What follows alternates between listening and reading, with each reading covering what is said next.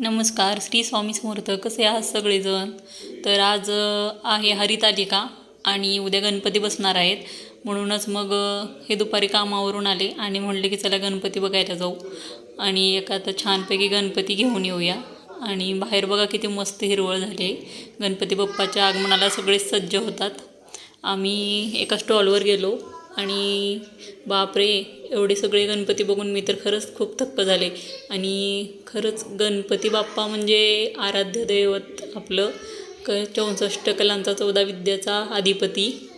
आणि हा बघा मयुरेश्वर आहे, मोरावर आरूढ झालेला गणपती. आणि इकडं तर इतके गणपती होते. हा फक्त मी एका स्टॉलचाच व्हिडिओ घेतला आहे, बाकी आम्ही बरेच स्टॉल फिरलो. मला गणपती बघायला खूप आवडतो. वेगवेगळ्या आकारातले, वेगवेगळ्या रंगातले, वेगवेगळ्या रूपातले गणपती पाहून खरंच मनाला एवढा आनंद होतो, मन प्रसन्न होऊन जातं. माझा लहानपणीपासूनचाच छंद आहे हा. हा बघा हनुमानावर आरूढ झालेला गणपती आहे आणि किती मोठा आहे बघा हा. मला तर खूप आवडला बरं का. आणि कोणता गणपती घेऊ आणि कोणता नाही असं होतं. तर असं वाटलं की सगळेच गणपती घेऊन जाऊया आपण घरला. बघा तुम्ही किती छान गणपती आहेत.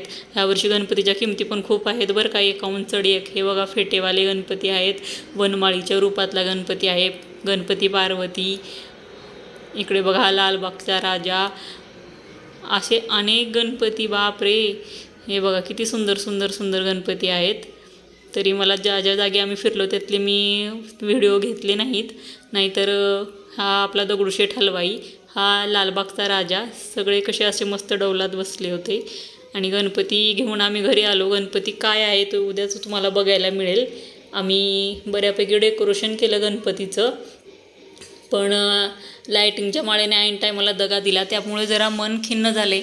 पण असं चालायचंच नाही का. आणि गणपती बाप्पाला ठेवला आहे त्याच रुमाल बांधून. तो तुम्हाला उद्याच बघायला मिळेल गणपती बाप्पा. चला, सगळ्यांना उद्या ॲडव्हान्समध्ये गणेश चतुर्थीच्या हार्दिक शुभेच्छा. आम्ही पण झोपतो आता. Good night.